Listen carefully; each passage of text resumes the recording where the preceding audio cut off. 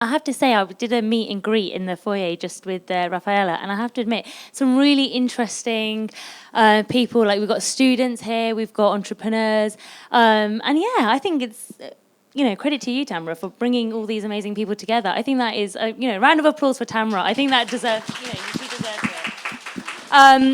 it. So I'm going to be talking about. Well, it's always a depressing one. The reality check. A lot of people feel that the 2016 referendum was not entirely democratic. Reason being was 17 million people didn't vote.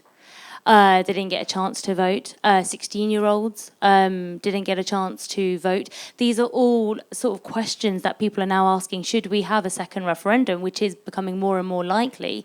Should we allow 16-year-olds to be part of that referendum? And should we introduce mandatory voting, getting everyone to have their say? Another thing that's happening at the moment, which is, again, another, I suppose, an attack on our democracy, is the case that was put forward by Gina Miller and also Joanna Cherry, who is an SNP, an MP for the Scottish National Party.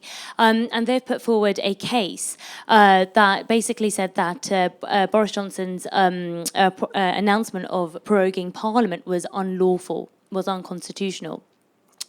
And it went forward with the Supreme Court, which is, the highest of all the courts. And they just announced today, this morning, that it is unlawful. I'm sure all of you are now aware of what happens with a no-deal Brexit. We could just crash out.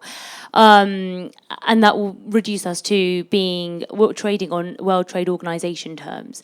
So it would very much put our country from being the fifth largest economy to being, well, I don't know. I remember reading statistics, something about how our economy would be reduced to the size of Zimbabwe in the space of 5 years. The backstop is the problem. That is the reason why Theresa May's deal was rejected 3 times in Parliament. And it's interesting, though, it wasn't really talked about much during the referendum in 2016.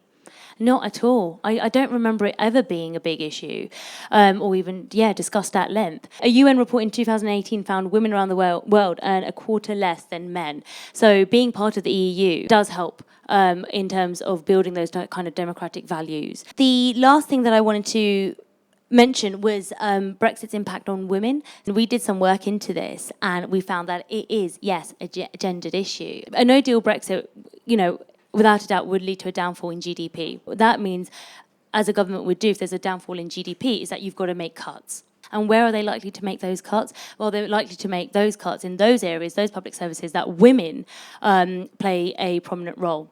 The historical nature of the emotional route, I guess, in the sense that, we have quite, at least in my opinion, a quite privileged position in the European Union at the minute, in the sense we don't have the euro and we have a veto, but we brought up the fact we have those in the first place meant that we weren't properly accepting the EU as it was. What we're underestimating is the level of digital propaganda, as in when social media targets particular groups in particular ways, you don't even know you're making those decisions.